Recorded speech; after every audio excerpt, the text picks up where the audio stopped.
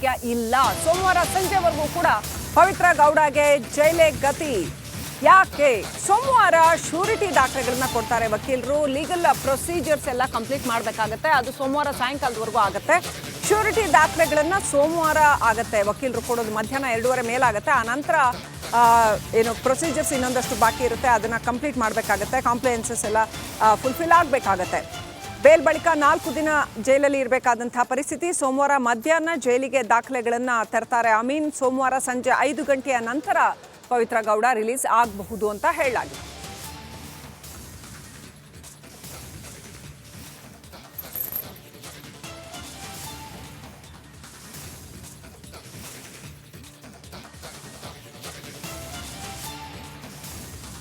ಬೇಲೇನೋ ಸಿಕ್ಬಿಡ್ತು, ಆದ್ರೆ ಬಿಡುಗಡೆ ಅಷ್ಟು ಸುಲಭ ಇಲ್ಲ. ಇನ್ನೂ ಕೂಡ ಬೇಲ್ ಭಾಗ್ಯ ಸಿಕ್ಕರೂ ಕೂಡ ಬಿಡುಗಡೆ ಭಾಗ್ಯ ಇನ್ನೂ ಇಲ್ಲ. ಸೋಮವಾರ ಸಂಜೆ ಆಗತ್ತೆ ಅಂತ ಹೇಳಲಾಗಿದೆ. ಪವಿತ್ರ ಗೌಡ ರಿಲೀಸ್ ಆಗೋದು ಯಾಕಂತಂದ್ರೆ ಲೀಗಲ್ ಪ್ರೊಸೀಜರ್ಸ್ ಕಂಪ್ಲೀಟ್ ಆಗ್ಬೇಕಾಗತ್ತೆ. ಬೇಲ್ ಬಳಿಕ 4 ದಿನ ಆದ್ರೂ ಕೂಡ ಜೈಲಲ್ಲೇ ಇರಬೇಕಾದಂಥ ಪರಿಸ್ಥಿತಿ. ಸೋಮವಾರ ಮಧ್ಯಾಹ್ನದಷ್ಟೊತ್ತಿಗೆ ಅವರ ಲಾಯರ್ ಅದರ ದಾಖಲೆಗಳನ್ನೆಲ್ಲ ತಗೊಂಡ್ಬರ್ತಾರೆ. ಆನಂತರ ಯಾಕಂತಂದ್ರೆ ಇವತ್ತು ಸೆಕೆಂಡ್ ಸ್ಯಾಟರ್ಡೆ, ನಾಳೆ ರಜೆ. ಸೊ ಸೋಮವಾರ ಮಧ್ಯಾಹ್ನ ಆಗುತ್ತೆ ಎಲ್ಲವನ್ನು ಕೂಡ ತಗೊಂಡು ಬರೋದು. ಸೋಮವಾರ ಸಾಯಂಕಾಲ ಆಗುತ್ತೆ ಬಿಡುಗಡೆ ಆಗೋದು.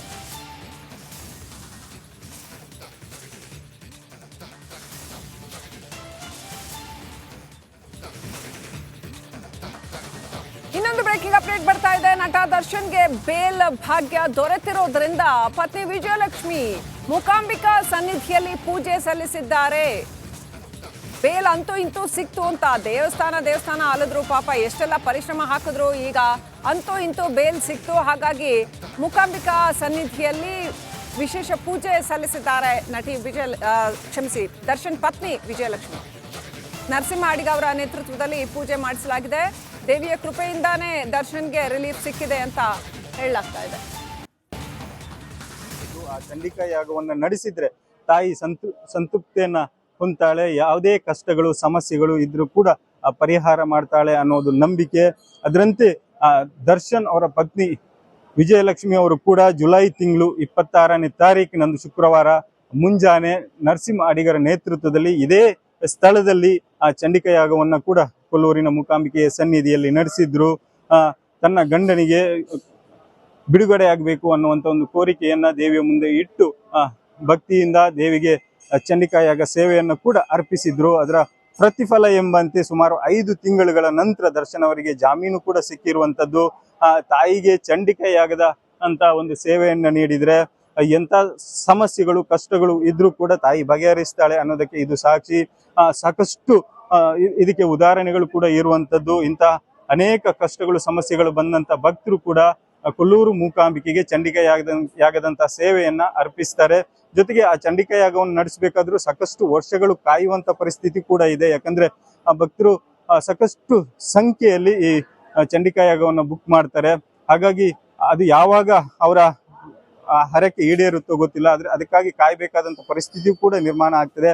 ಆದ್ರೆ ಸದ್ಯಕ್ಕಂತೂ ದರ್ಶನ್ ಅವರ ಪತ್ನಿ ವಿಜಯಲಕ್ಷ್ಮಿ ಅವರು ಕಳೆದ ಜುಲೈ ತಿಂಗಳಲ್ಲಿ 26ನೇ ತಾರೀಕು ಶುಕ್ರವಾರದಂದು ಚಂಡಿಕಾ ಯಾಗವನ್ನ ನಡೆಸಿ ಆ ತಾಯಿಯ ಮುಂದೆ ತನ್ನ ಕಷ್ಟವನ್ನ ಪರಿಹರಿಸುವಂತೆ ಬೇಡ್ಕೊಂಡಿದ್ರು. ಅದರಂತೆ ತಾಯಿ ವಿಜಯಲಕ್ಷ್ಮಿ ಅವರ ಕಷ್ಟವನ್ನ ಸದ್ಯಕ್ಕಂತೂ ಪರಿಹರಿಸಿದಂತೆ ಕಂಡು ಬರ್ತಾ ಇದೆ. ಒಟ್ಟಿನಲ್ಲಿ ತಾಯಿಯ ಒಂದು ಮೇಲಿರುವ ನಂಬಿಕೆ ಮತ್ತು ತಾಯಿಯ ಒಂದು ಆಶೀರ್ವಾದದಿಂದ ದರ್ಶನ್ ಅವರಿಗೆ ರಿಲೀಫ್ ಸಿಕ್ಕಿದೆ ಅಂತ ಹೇಳ್ಬೋದು. ಕ್ಯಾಮರಾ ಪರ್ಸನ್ ಅಂಕಿತ್ ಜೊತೆಗೆ ಹರೀಶ್ ಪಾಲೇಚಾರ್, ರಿಪಬ್ಲಿಕ್ ಕನ್ನಡ, ಉಡುಪಿ.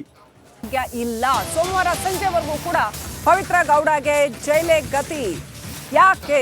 ಸೋಮವಾರ ಶ್ಯೂರಿಟಿ ದಾಖಲೆಗಳನ್ನ ಕೊಡ್ತಾರೆ ವಕೀಲರು. ಲೀಗಲ್ ಪ್ರೊಸೀಜರ್ಸ್ ಎಲ್ಲ ಕಂಪ್ಲೀಟ್ ಮಾಡಬೇಕಾಗತ್ತೆ. ಅದು ಸೋಮವಾರ ಸಾಯಂಕಾಲದವರೆಗೂ ಆಗುತ್ತೆ. ಶ್ಯೂರಿಟಿ ದಾಖಲೆಗಳನ್ನ ಸೋಮವಾರ ಆಗತ್ತೆ. ವಕೀಲರು ಕೊಡೋದು ಮಧ್ಯಾಹ್ನ 2:30 ಮೇಲಾಗುತ್ತೆ. ಆ ನಂತರ ಏನು ಪ್ರೊಸೀಜರ್ಸ್ ಇನ್ನೊಂದಷ್ಟು ಬಾಕಿ ಇರುತ್ತೆ, ಅದನ್ನ ಕಂಪ್ಲೀಟ್ ಮಾಡಬೇಕಾಗತ್ತೆ. ಕಾಂಪ್ಲೈನ್ಸಸ್ ಎಲ್ಲ ಫುಲ್ಫಿಲ್ ಆಗಬೇಕಾಗತ್ತೆ. ಬೇಲ್ ಬಳಿಕ 4 ದಿನ ಜೈಲಲ್ಲಿ ಇರಬೇಕಾದಂತಹ ಪರಿಸ್ಥಿತಿ. ಸೋಮವಾರ ಮಧ್ಯಾಹ್ನ ಜೈಲಿಗೆ ದಾಖಲೆಗಳನ್ನ ತರ್ತಾರೆ ಅಮೀನ್. ಸೋಮವಾರ ಸಂಜೆ 5 ಗಂಟೆಯ ನಂತರ ಪವಿತ್ರ ಗೌಡ ರಿಲೀಸ್ ಆಗಬಹುದು ಅಂತ ಹೇಳಲಾಗಿದೆ.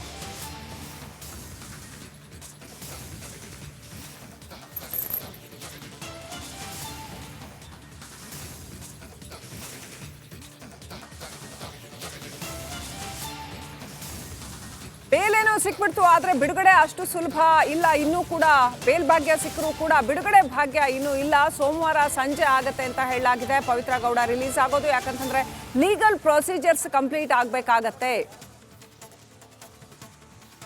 ಬೇಲ್ ಬಳಿಕ 4 ದಿನ ಆದರೂ ಕೂಡ ಜೈಲಲ್ಲೇ ಇರಬೇಕಾದಂಥ ಪರಿಸ್ಥಿತಿ. ಸೋಮವಾರ ಮಧ್ಯಾಹ್ನದಷ್ಟೊತ್ತಿಗೆ ಅವರ ಲಾಯರ್ ಅದರ ದಾಖಲೆಗಳನ್ನೆಲ್ಲ ತೊಗೊಂಡ್ಬರ್ತಾರೆ. ಆನಂತರ ಯಾಕಂತಂದ್ರೆ ಇವತ್ತು ಸೆಕೆಂಡ್ ಸ್ಯಾಟರ್ಡೆ, ನಾಳೆ ರಜೆ. ಸೊ ಸೋಮವಾರ ಮಧ್ಯಾಹ್ನ ಆಗುತ್ತೆ ಎಲ್ಲವನ್ನು ಕೂಡ ತೊಗೊಂಡು ಬರೋದು. ಸೋಮವಾರ ಸಾಯಂಕಾಲ ಆಗುತ್ತೆ ಬಿಡುಗಡೆ ಆಗೋದು.